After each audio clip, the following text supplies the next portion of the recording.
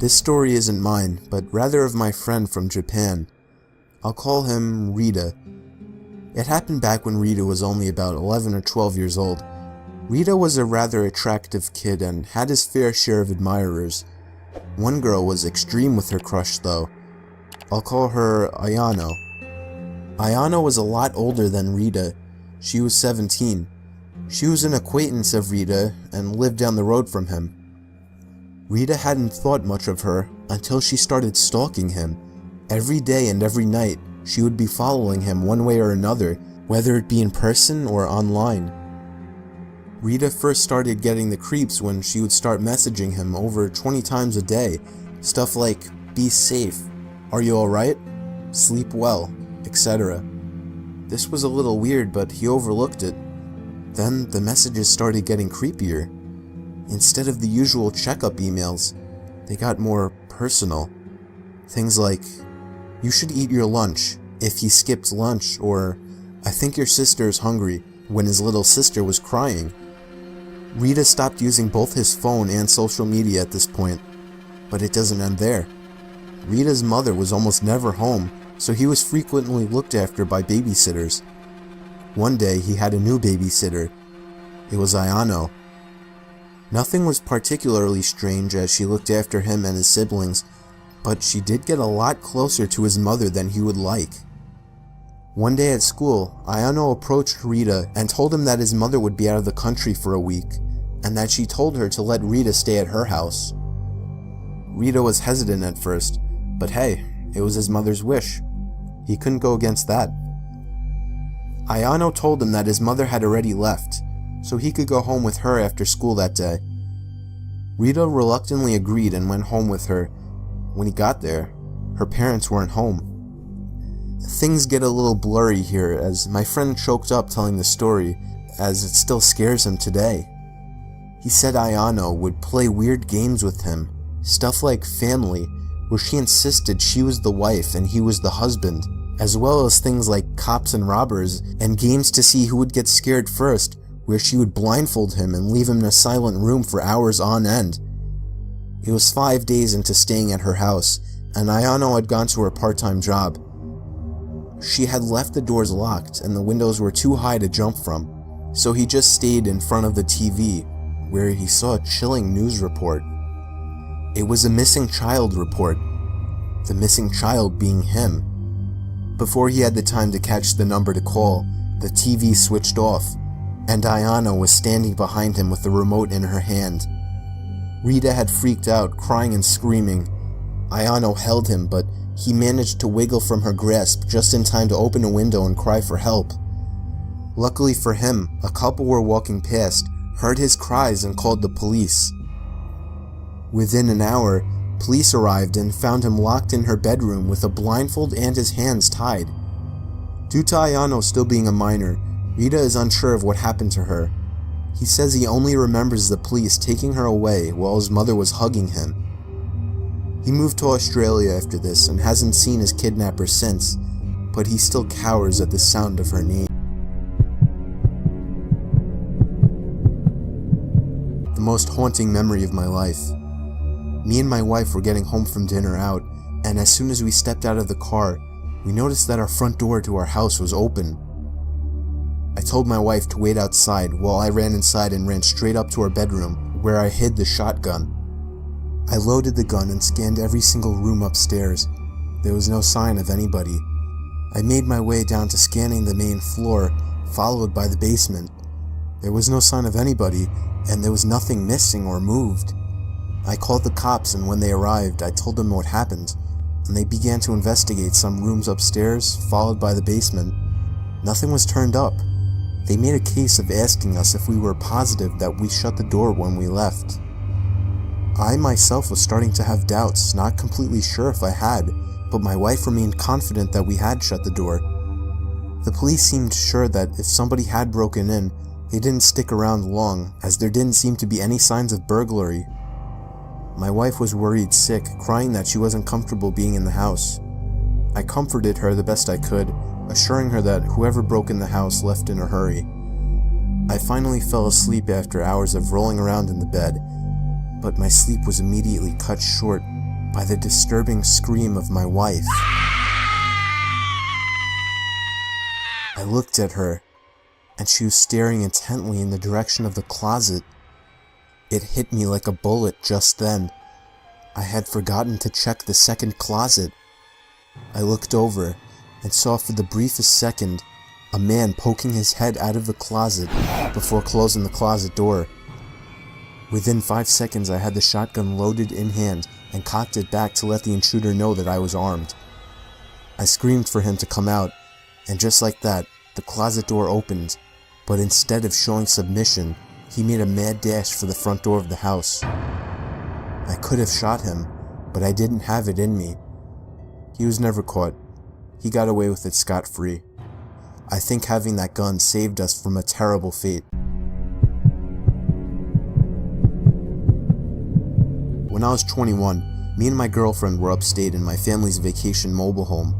It was during a snowstorm and we were sitting on the couch next to the heater, snuggling and watching late-night TV. We were surrounded by absolutely nothing but forest in all directions, and all that was keeping us from the outside was a wooden door that had a broken lock. The last time my grandparents came up, my grandpa put a few cinder blocks by the door to use as a kind of barrier in the meantime, since the door opened inwards. Anyway, while we were watching TV, my girlfriend started shaking me, telling me she heard something outside. I assured her it was most likely a deer or a bear or something, but then 5 minutes later, my girlfriend looked at me again. I heard it too. I muted the TV so we could hear it better. It sounded like someone was messing around in the little lawnmower shed outside. My car was parked outside and all the lights were on inside. If there was anybody out there, they knew we were inside. My girlfriend was urging me to go outside and check it out, but I told her she must be crazy to think that I was going out there. The sound stopped and there was nothing but the sound of the storm outside now. After a few minutes, I felt it safe to shut the inside lights and open the blinds to take a quick look outside, but it was too dark to see anything. I turned on the porch light and I was able to see a good portion of the front yard outside. There were footprints in the snow. Not animal footprints. They were clearly shoe prints, and they were headed in the direction of the backyard. I went to open the curtains to the backyard window, and when I did, I felt the urge to scream, but my girlfriend did instead. Even though there were no lights in the backyard, we could see a man dressed in all black and wearing a vendetta mask facing the window. I immediately shut the blinds and told my girlfriend to go hide in the bedroom, while I grabbed my grandpa's hunting rifle out of the closet. I pushed the cinder blocks and a bunch of other heavy objects in front of the door as a barricade, shut all the blinds and lights, and went to hide with my girlfriend in the corner of the bedroom. There was a bang at the front door. He was trying to bust open the door. I don't even think he tried the knob, but it didn't matter either way. After a few futile bangs to the door, it seems the man finally gave up. I stayed up that whole night with the gun by my side while my girlfriend slept. We packed and left first thing in the morning, but the scary thing, there was a fresh set of footprints leading from the front yard window out into the woods. I haven't been up there since, but my grandparents have, and they said that there was no sign of a break-in or anything missing. I don't plan on ever going back up there. In the mid-80s, my mom was a cleaner in Australia. She would clean houses in suburban areas and would sometimes do houses in rural or wine regions. She would leave business cards at the local shops and got most of her business this way, and some through referrals and word of mouth. One day she got a call from a lady who sounded like she was around 60, asking Mom to clean her old farmhouse. She made a lot of odd demands, and Mom would usually meet clients before taking on new business. In this case, the lady did not want to meet my mom and said she would leave the keys under the front doormat. Mom agreed, mainly because the lady was quite obviously wealthy and was offering to pay Mom substantially more than she would reasonably expect. Mom went to the house on a Monday morning and said she already felt unnerved by the long driveway. The house was essentially in the middle of a very large and very empty property. She found the keys and started cleaning. About an hour into the clean, she hears the back door shut. Mom was told no one would be at the house, so she immediately felt unsafe. She stood frozen in the kitchen for what she said felt like 3 or 4 minutes, although she said it could have been much longer. There was no other car on the property. She wanted to leave immediately, but had 2 rooms left to do. Both were bedrooms. She said as time passed and she heard nothing else, she decided that perhaps it was nothing, or perhaps something had fallen and it wasn't the door after all. She walked up the hallway and stepped into the bedroom. All over the bed were black and white photos. As Mom got closer, she realized that the photos were all of her. Some were taken at our family home, and others were taken at other houses Mom would clean. Some through windows or over fences. She used the house phone to call the police and immediately drove to the end of the driveway. The lady ended up being investigated, but continued to claim that it was a break-in. After some time, the police stopped with their searching and we ended up moving to a new town 4 months later.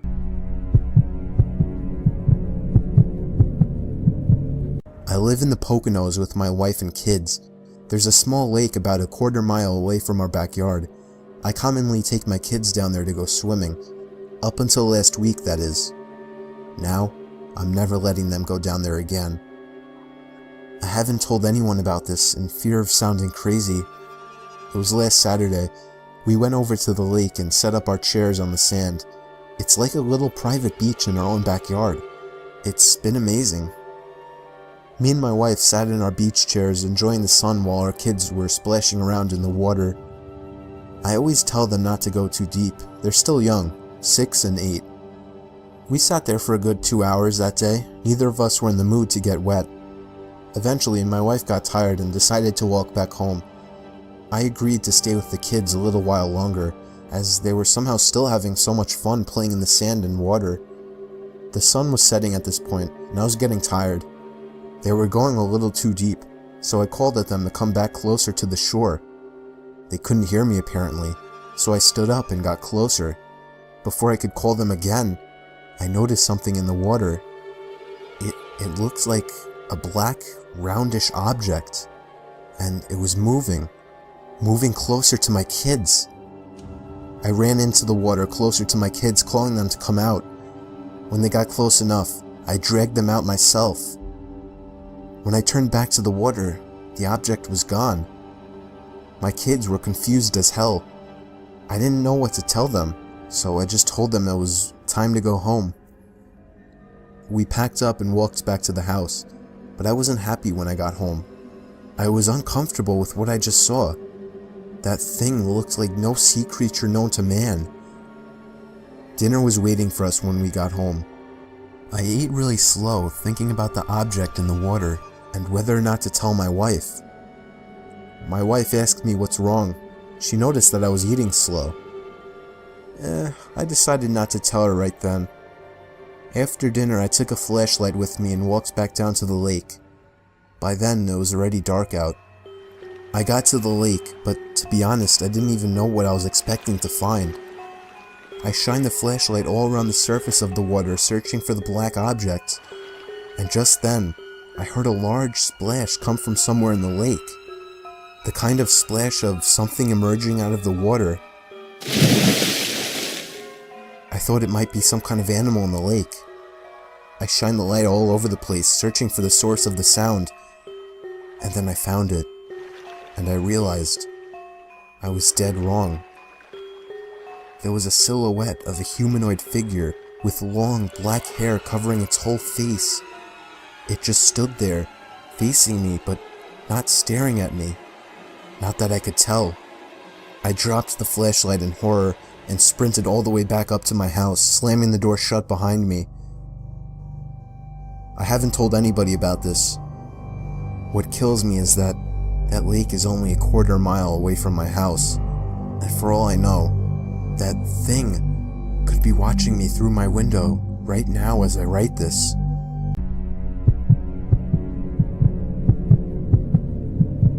I'm no athlete, but I try to stay in shape, mostly to keep up with Jay, my friend who's obsessed with fitness. He's the kind of guy who does push-ups during Netflix binges. We'd run late at night in my neighborhood, looping through its well-lit streets like clockwork. Safe, predictable, at least until 2 months ago. My neighborhood's a tangle of roads, a main artery splitting into smaller veins, all winding back to a dirt path that cuts through woods and farmland. That path's the key to this story. Jay and I decided to spice up our routine one night, swapping our usual route for a longer trek.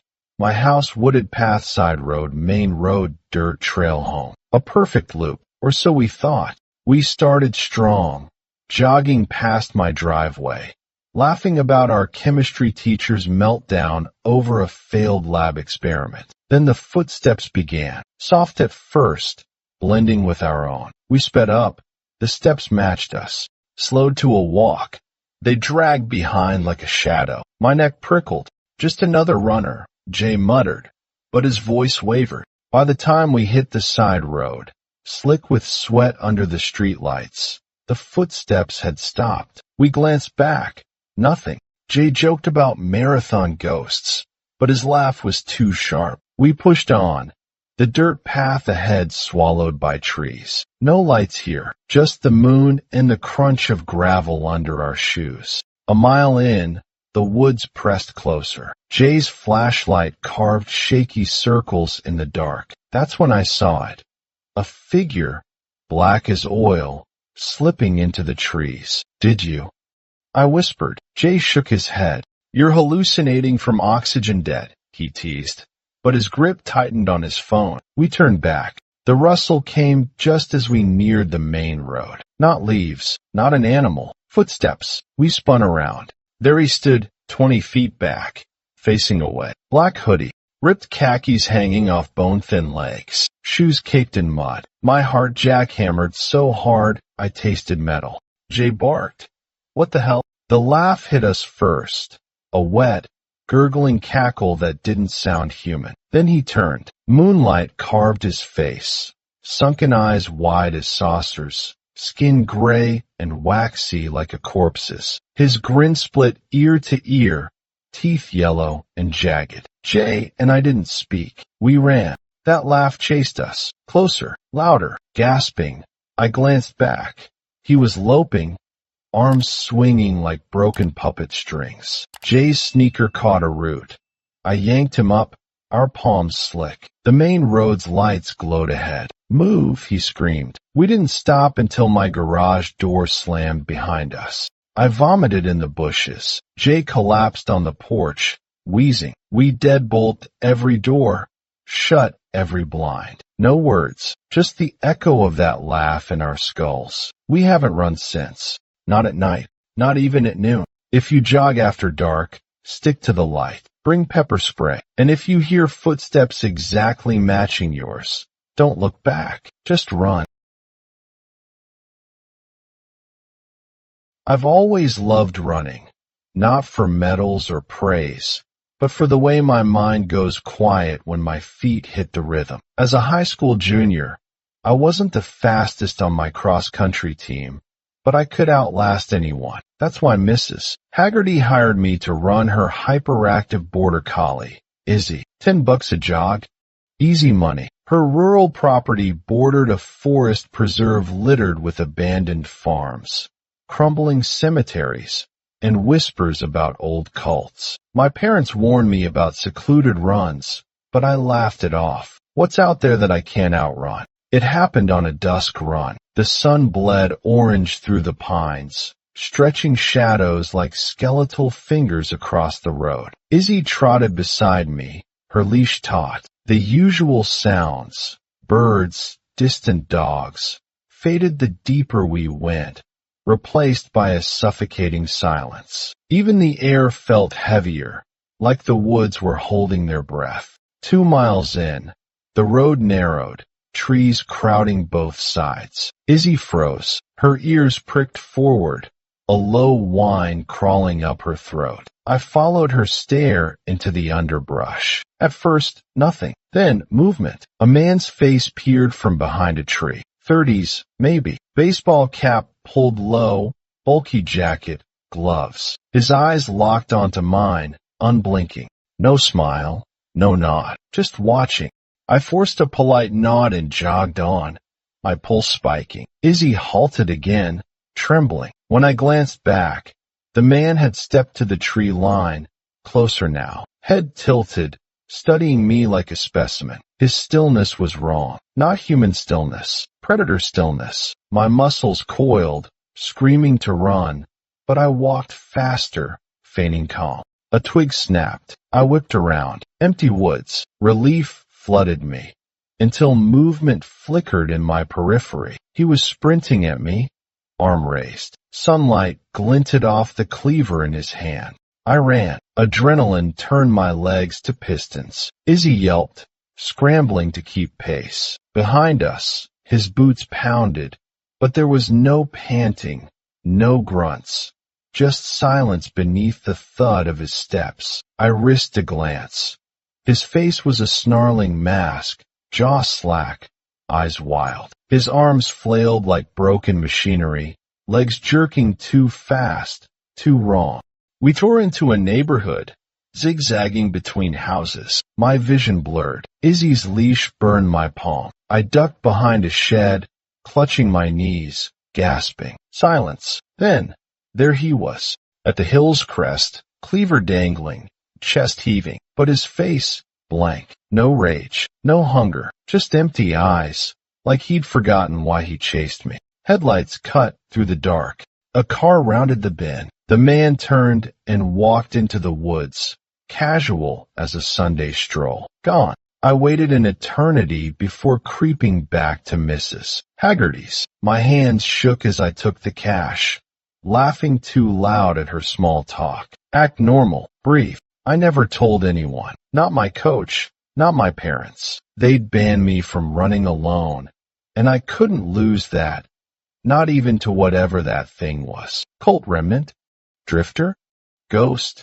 Doesn't matter. I still run, just never near the preserve. Sometimes, though, when the path gets too quiet, I'll hear it, the absence of breath, the creak of unnatural joints, and I'll sprint like hell's at my heels.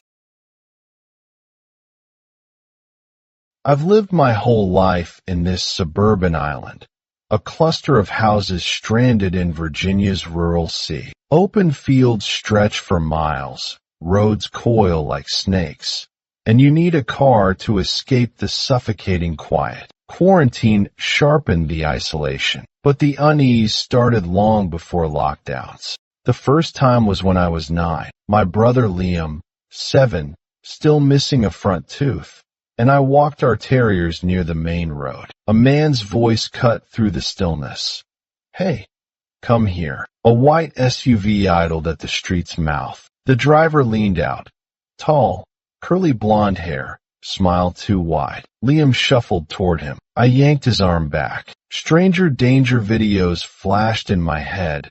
Vans, candy, missing posters. We bolted home. The SUV U-turned and vanished. Mom dismissed it. He probably needed directions, but his grin haunted me.